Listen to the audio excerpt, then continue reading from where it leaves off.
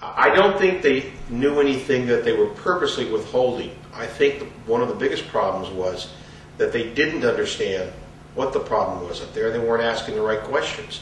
And a man that we really should hold very responsible for this is the congressman of this district, Elton Galloway. Elton comes to this district every year with pork barrel money, $50,000, $100,000, for different studies to be done up in Rocketine. Now that's fine and dandy, but we've gone through about 15 years of these studies and documents being written on it, and we all know there's contaminants and there's problems. He doesn't want to be known as someone who attacks big corporate business. This is Boeing now that owns Rocketine. He doesn't want to go after Boeing, a very profitable American company. The largest quarter profit Boeing ever saw was 2 quarters ago. They had more than enough money to go in and clean up that problem based upon what we know right now. And yet we didn't stand on top of them to force them to do it. And we need somebody out there.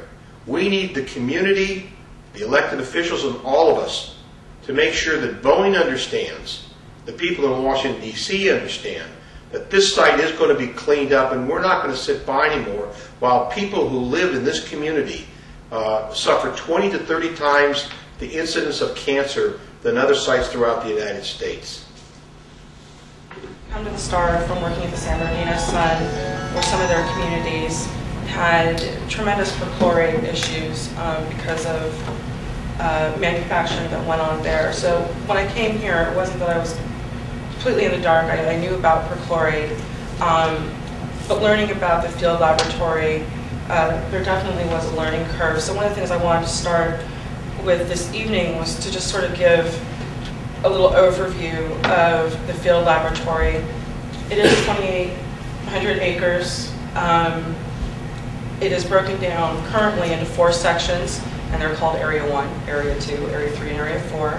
Area 4 is the one you hear a lot about because that is where the Department of Energy, through a contract with Atomics International, conducted radiological nuclear experiments. The DOE, along with Boeing, is also responsible for the cleanup of radiological contamination in that area, which of course has raised questions of if you've polluted it, how can you clean it up? The other contamination, the chemical contamination, is the cleanup of that is primarily overseen by the state of California's Department of Toxic Substance Control. Boeing purchased Santa Susana Field Laboratory, which had been known as Rocketine. Rocketine was purchased by Pratt Whitney. Rocketine tests rocket engines, they make rocket engines. They moved down to the Canoga Park facility, which was part of their complex. You'll hear terms Rocketine, Atomics International. Those were both divisions under North American Aviation. So same parent company, different divisions. So I know it can get confusing when you hear all the different names. And to people, when you hear people refer to the Hill, that's the nickname the workers gave to Santa Susana Field Laboratory. Canoga Park and DeSoto were facilities within that North American Aviation company. One of the things that kicked off last year was indeed a multi-million-dollar settlement for a class action suit. With that, the suit was filed by people who live surrounding the field laboratory, so people who do live in the Santa Susana Knolls and on the other side of the hill. And that suit was settled. The numbers were supposed to be kept confidential, except one of the plaintiffs, who now lives in Florida, was not pleased with her amount, and she went public with what the settlement was. Last year also saw the release of 3 very significant studies. The first 2 studies were released at the same time and were conducted through UCLA. One of the lead researchers on one of the papers that previously worked at UCLA and now is in Michigan, I believe. One of those studies looked at pathways. How do the pollutants chemical and radiological come off of the site, and where are they going?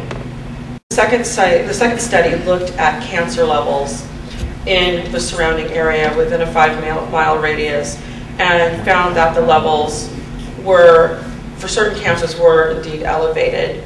And interestingly, on a side note, that the highest elevation seemed to be occurring in the Hispanic community that lived within the 5-mile radius, though they did not offer any conclusions as to why these levels were higher among that community. There were lung cancers, bladder cancers, melanoma, bladder cancer, which if you talk to the people who work there, you'll hear that cancer come up a lot more than other cancers. And that is because it is what is known as an occupational cancer. You know, there's only 2 ways of getting it: if you smoke or if you're exposed to radiation exposure, hence it being a occupational cancer. The bladder cancer or the? Bladder cancer.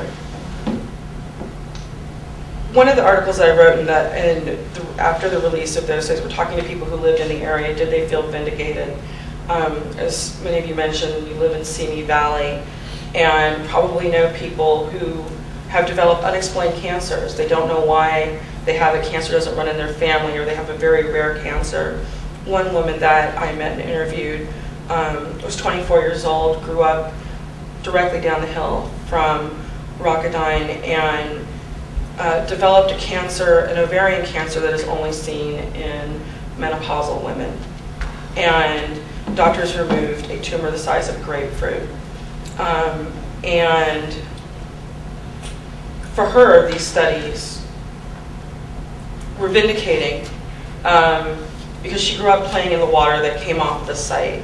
She came up eating apples off the family apple tree that was watered by water that came down the hill from the site. Upwards of 1,600 people have likely been sickened by exposure to pollutants, toxins, both chemical and radiological, from the site. Sheila Kuehl introduced her bill, cleared its first committee. The bill requires that the site be cleaned up to EPA Superfund level before it is released to be developed for housing. Well, we know it contaminated the wells before I ever left there, because we couldn't use it for drinking water. They were really used for drinking water. And all the ponds were contaminated, the ground was contaminated. And the way that hill is, the structure of the hill is rock, basically rock underneath, yeah. And it has fissures in it. And these chemicals leached through the ground down into the well. And it's very dangerous. In fact, it's that's what's in the ground now. You know, still there. It doesn't. It's a hydrocarbon, and if you get it into your skin, it doesn't dissipate. Now, I have gone in. I just had a what do you call it? Skin graft put on here. Yeah. There's a hole here, went down to the cheekbone, but they found a trace of trichloroethylene in the biopsy. And then he says to me, well, where did that come from? So I told him I worked with it up at Rocketine. We had a big 2,000-gallon tank that was up on stilts. And we'd go over there and take a red bucket that had a snap on it, you know, one of them. Anyway, and fill that up. And you didn't use any protective gear or nothing. It just... And then when you got it over to the test stands, we used it to clean the valves on anything we took apart. We'd clean. It was a good agent to do that with, but it was put in bread pans, say for instance, and you had a brush, and if you were on a ladder, you took the bread pan up onto the ladder and you cleaned out whatever, and then you just took the damn stuff and dumped it. There was no control. Unbelievable. And it would, like we had these concrete ditches between the stands. You'd pour it into one of those ditches and it would go on down. Just right into the earth. And mix all with the rest of the stuff.